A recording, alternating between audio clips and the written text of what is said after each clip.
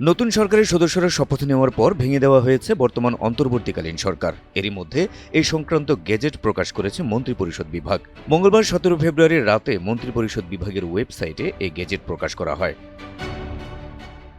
এতে বলা হয়, গণপ্রজাতন্ত্রী বাংলাদেশের রাষ্ট্রপতি সংবিধানের 56 অনুচ্ছেদের 3 দফা অনুযায়ী ত্রয়োদশ জাতীয় সংসদের সংখ্যাগরিষ্ঠ সদস্যের আস্থাভাজন সংসদ সদস্য তারেক রহমানকে প্রধানমন্ত্রী পদে নিয়োগের সিদ্ধান্ত প্রদান করেছেন এবং তার নেতৃত্বে নতুন সরকার গঠনের জন্য সম্মতি জ্ঞাপন করেছেন। নতুন সরকার গঠনের সঙ্গে সঙ্গে বর্তমান অন্তর্বর্তীকালীন সরকারের উপদেষ্টা পরিষদ ভেঙে গেছে বলে গণ্য হবে। এছাড়া তারেক রহমানকে প্রধানমন্ত্রী পদে নিয়োগ দিয়ে আলাদা আরেকটি গেজেট প্রকাশ করা হয়েছে। রাষ্ট্রপতির আদেশক্রমে এতে স্বাক্ষর করেছেন মন্ত্রিপরিষদ সচিব নাসিমুল গনি।